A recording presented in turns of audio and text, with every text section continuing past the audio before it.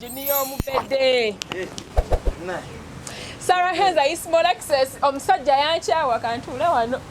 Ndaba tokyajagala. Bwe sinyiga mwate na obotawo. Yebo lutalo loterugwa. Bana lunagwa ngate kati nkusanze nakaya kubati kidati ye muwanvu ngachi. Kati ne kaye bwati musanze kayali ati.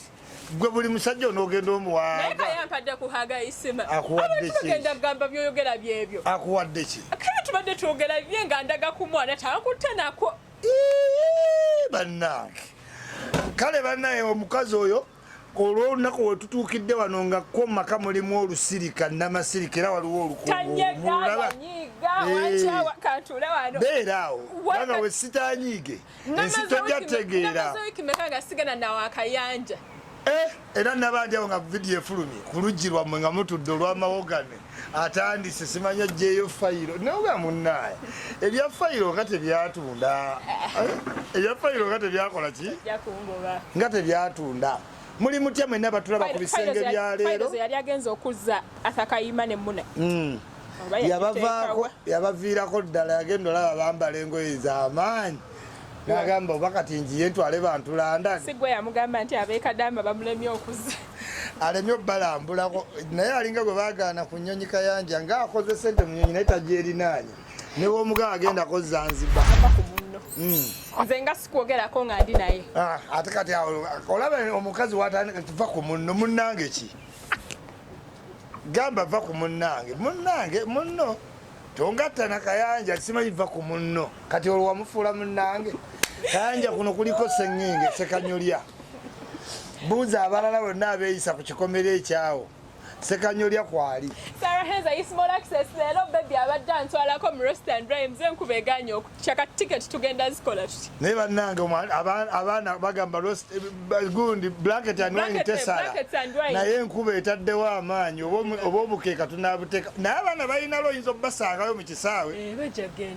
sawa tuli mu 9 etandise okukya ziri 7 naawe wano blanket and wine ebeere kutte naye omutegesi oswangiza aveno kati bali mu kuzina bagamba bajje mu Roast and Rhyme teri nkuba yali etonnye ku mukolo gwakyaze programu ebisenge ffe twogera ku bantu be bawasiza nabafumbiddwa nabali mu tears nga bakaaba awo singa okwagala ddala jaja Aviator saalabye ng'okoze post emuyozayoza nakoze 3 nasose nenkola nga yeerabidde filuta kyogamba Dubai ne muga Aviator ate teyajjidde mu origino kyogamba ndudde okulabako teyabadde mu origino abaana ne bagamba yona Aviator oba navigator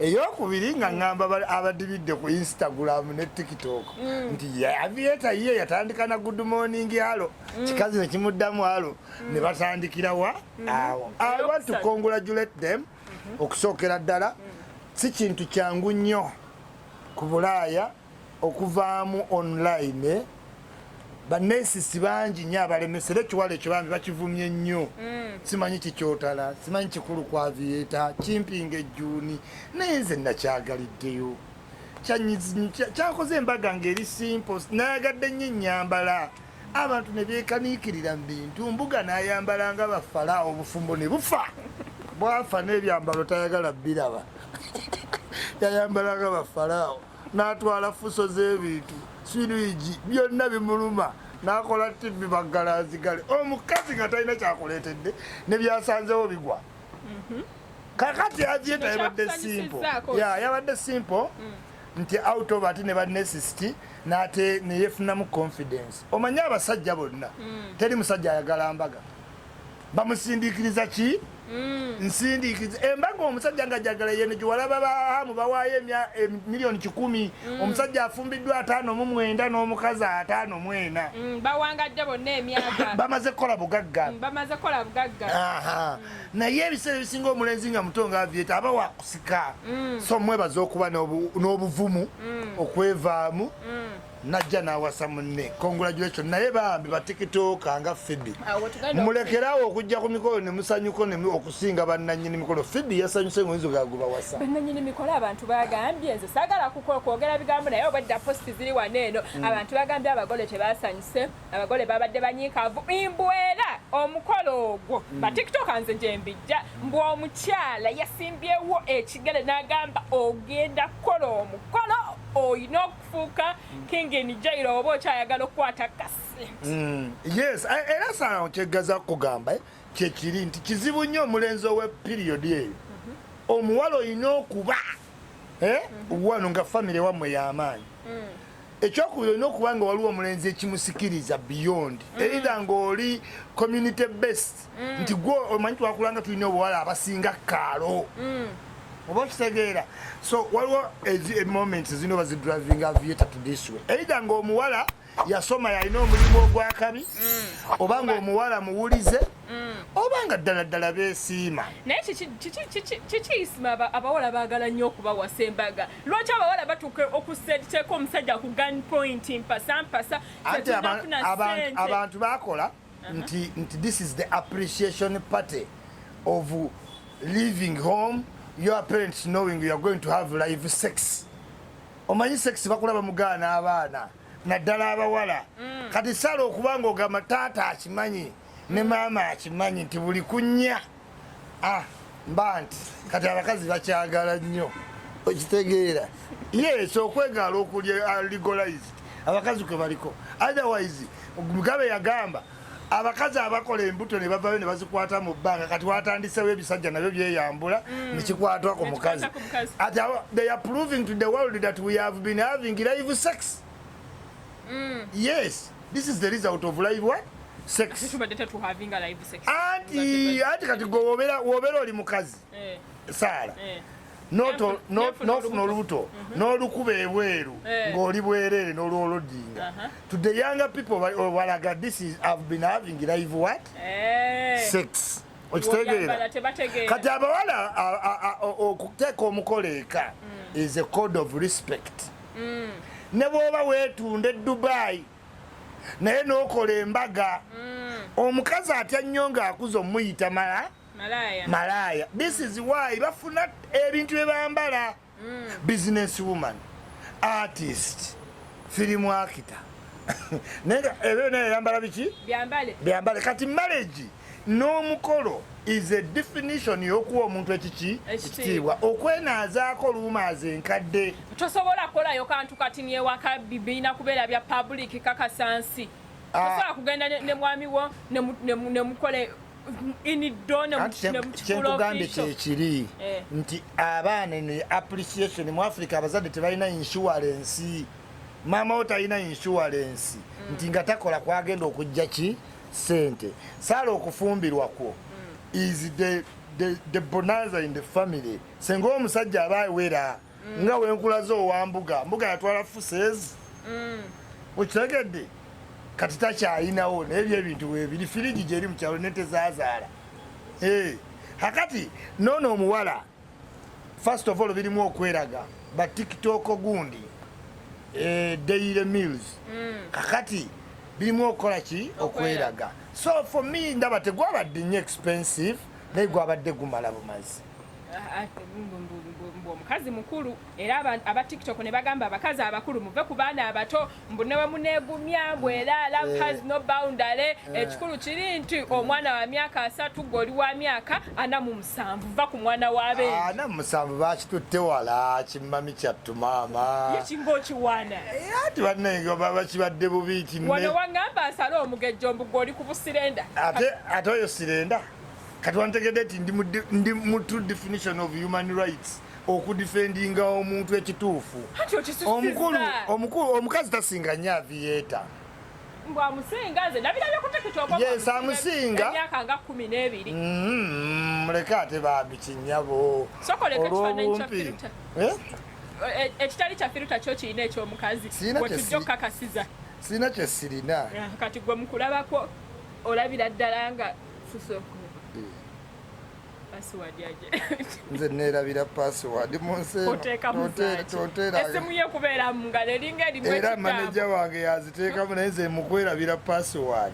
Nalaga wala. Tewali na network. nonyeza page yo sigiraba network eganya wono nkufunye mbadde nzizeeyo mu page n'endala kati njagala olabe oba saataddewo mukulu aviatiringi kati bagamba muve ku omukazi era emyaka mingi no mingi ki amanyi boogerera omulabi aviator ataliiko firuta wuuyo Aviator firuta naye mu firuta mulungi toleeta bavandaamu Aviator atalina olusungu ndowooza Aviator yeegomba Patrick Mukaso w'NTV ayogera olusungu obumwe wona tabubikkula ali ato bannange Aviator yiyo omukazi bagamba omubi omweru kati ekikazi kyeru kyekiruma bali abalala ekyobweru kiveeko mbu mukulu mbu abakazi obukulu bulwadde bo tebaakule bannange kasita yakitutte mbu kyakiri ekireme bo baalemesaza abawala abato baliwo ababadde neba egibe bw'oyingira myaka 3 oba oli muntu mukulu onewowasa 45 olwedde tebakuyita muto obuto bukoma biro 20 mbu kirwaki teyafunye omusajja ow'emyaka egimujjaamu mbu era omwana yabadde tabyagala emyaka nga tabyagala atya nzadde bakomenti Isma nja zikulaga wanene ku TikTok oyinza ogamba bigambo byange ate omanyi banneiseeya jjukira eyo kapo baajagaliza bubi baagala ti end in what ntiyazi kati definitely bajja kufuna bye bakola ki bwe banaava ku egi nti ekikazi kimpi ku mulenzi gwe nawe nga weesiyo ku kyobumpi wanaavaawo nti lwaki kyazinye simanyi isawedide kitegeera lwaki bajjidde mu kanzu so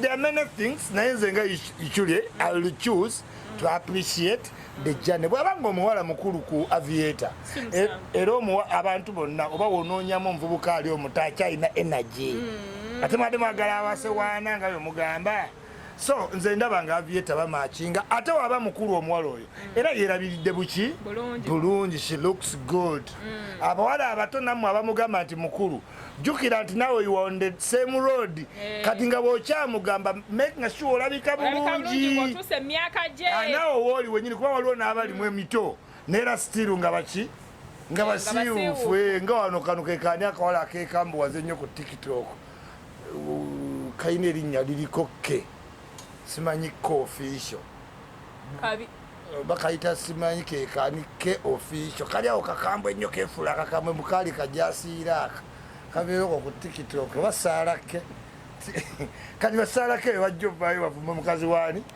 naye ngoyagala gasaalake genda owute ku lubuuya okitegeera genda owute ku mukene oddemu embavu agenda nakuvuma naye nga yeeguddemu yennemba nogaba mukama katonda so I choose to appreciate Isma kati awo wenyini wetugenda okwogera ku nsonga eyandibadde enkulu eya couples nga bonna babiri bali mu mataala nga TikTok eyo ebiseera ebisinga bagamba nti abantu ababiri bemubeera mu mataala omu alina okuvaako ali ayite muleetedde ebizibu Aviator alina ekiwala kye yawa iPhone kati bano bakikoze ate iPhone yadda olwayava ku live bawooninga oli iPhone gyete ekitegeeza abantu basobolera ddala okwagalana nga bonna baserebu nekikola nekitambula mwana kati ngaabo Aviator nga webefumbiddwa era ojja laba nti TikTok ejja fuuka problem engeri gy'ogikozesa singa tebagimanaginga bulungi oba ojja genda olaba nga bakola nnyo TikTok babiri to avoid bagenda gufuula mulimu oba sekyo obalabanga kebewasizza bakakkanye nga tokyabalabako nnyo there are 3 things that may happen bayinza okugamba ndaba kyetwali tunoonya ku social media twakikola ki twakifuna ate abayinza okugamba tusigaza bafaani baffe balina olaba engeri laavu yaffe gyekola kati oyinza okwekanga ng'omukazi ajja sigala ali active naye nga ye Aviator will withdraw slowly ki nga tali ku peesi yemu kwabadde to avoid naye ye kati omukazi kusinza embaga we yawedde talilayikire to stop alina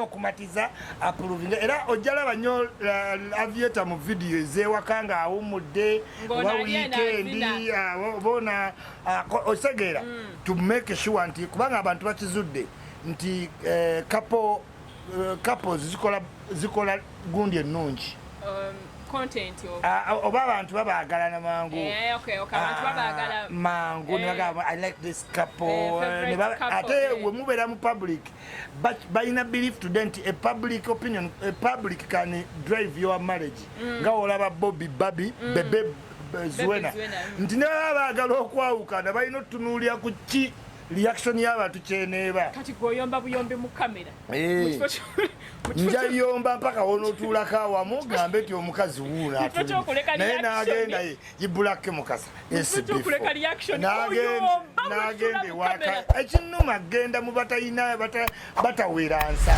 kati ewakayo okimayoki what do you pick from kaye wali wenyiga mu kayumba ke wookoona firigi kamulali bwagwa tomato sauce we mukolera ku ntebe z'ebyuma zinnyogoga omugongo guno emito gikomeeno wansi tayinza butawa na minute maid naye jangu ewange owulire juice ali eri oyomba buyombi olabi Aviator kye balina okukola ebintu opinioni naye olabyeko omukazi omuwala nga yeetwalatwala buli wamu gw'omodoletinga ba youtuber gw'omodoletinga gw'obeera mu motoka y'akakalaamu tovaamu kakalaamu emotoka ye yakufuukira kati yo oba muvuzi wa uba yeerabira omulimu gwe kasitaavuga saala akalaamu de uba tulege wagivaako nawe njivuga kati ne kakalamu nagimulaba mulimu akakalaamu bwetantala ebintu byonna naye va mu tulege simba ekusubiddwa leediyo simba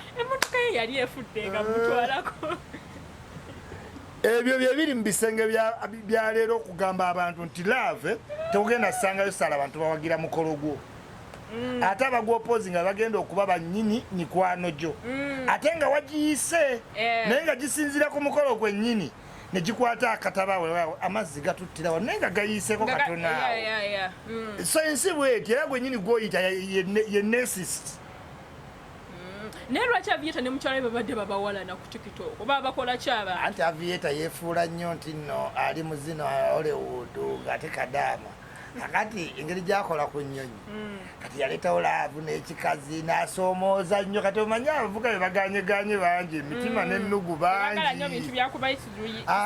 baagala kulaba nga weegaayanga mbuzi nakoowa enseena mwana atoli weka bili benna Aviator muvubuka yeecollectinga ndoozi ekikazi yakirabamu dda potential munnange ye n'agezaako okwerungiya ne bufiruta bwe kati ng'ejjajjira mu firuta abanga avudde ku maazi kafesi kabanga kali plastic nayogera ngamba Aviator mbuno inspiration osimanyi motivation azamu abantu fo kyokwezaamu amaanyi kuki kinamutwako myaka 5 ayingidde obwa kingini jairo buli obuwedde emirimu obuwunya n'okuwunya kati oba badde mukwano gwa Aviator ne mu WhatsApp yevaamu kuba ne womusaba olukumi lwa ddiramu alina buuza mukazi oyo Aviator omukazi kati yatereka sente yes Zakamaya weekutulire ddala kwa Aviator Balista Timo weekutule kwa Aviator ya Aviator kati mu gurupu abasalidde ddala emboozi y'ekivuga yonna mugimugjeemu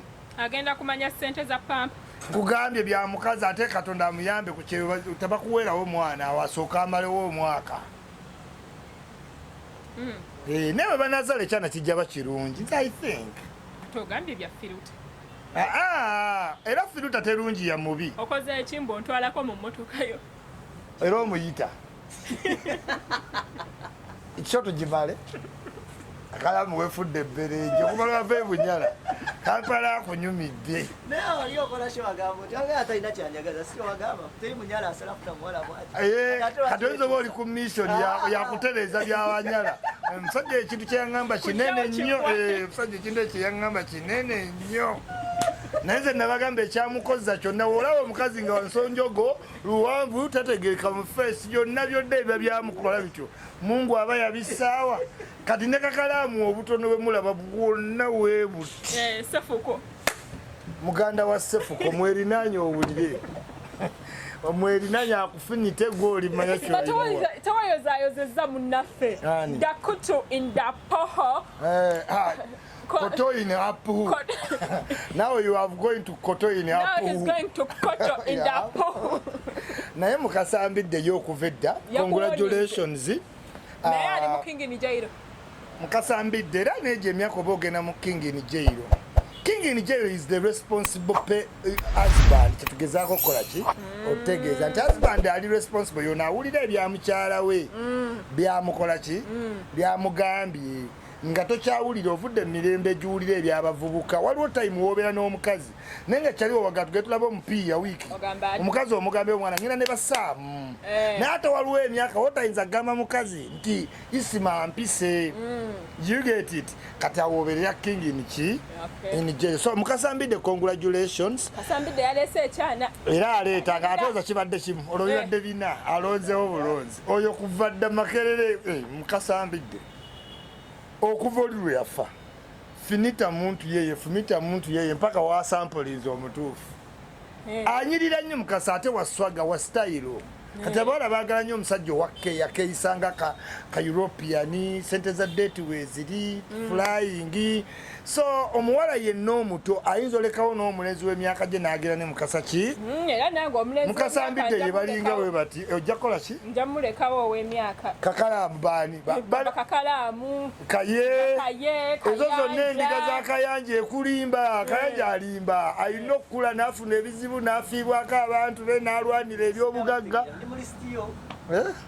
bakugambye eddagwe abalinga mwenna naye ng'olikunza naye naawe olina gye weesiba tovaayo olikunza ontabukidde oyagala njogereyo olina gye weesibye tovaayo wemubufaananyi wemwewa sikwizi olumala ng'ojja kunza ontabukira nze awo namala kulaba nti munnaye ogenze watwanjula nakulinda ojja ogatta amataayi wadda lwetukoze esolo wagavaako ate wagasiba lwaki wali ogasumulula munnaye ate tebagooze amatayi nago gaddugala. So n'olw'ensonga eyo bannaaye omukazi osobola olekawo omuvubuka omanyi lwaki abakazi bagenda abawala bw'atuuka myaka 34 asobola oddatinga omusajja owa 60. Do you know why?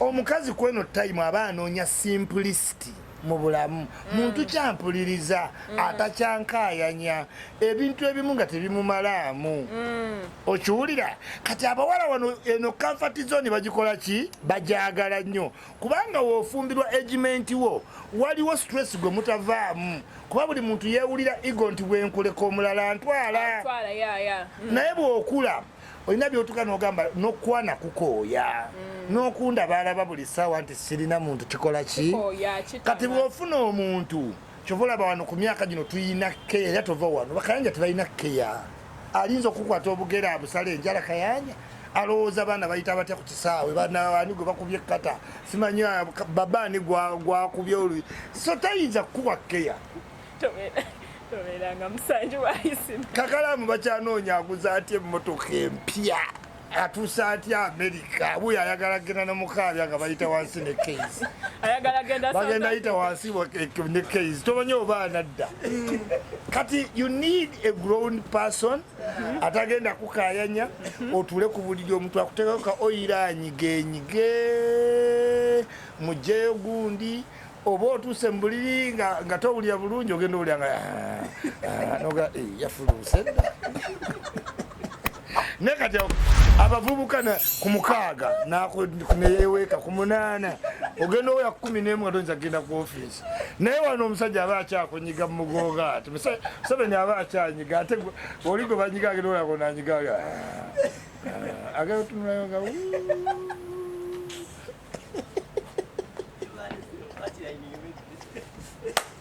Ladies and gentlemen, until we meet again, wekumire ku bisenge n'essaala yenza funa kunyiga otunuleyo ng'awummudde ebizibu by'enkyo biraba enkya mubeera bulungi naye nakuluusanya mubeera Isma bayi genda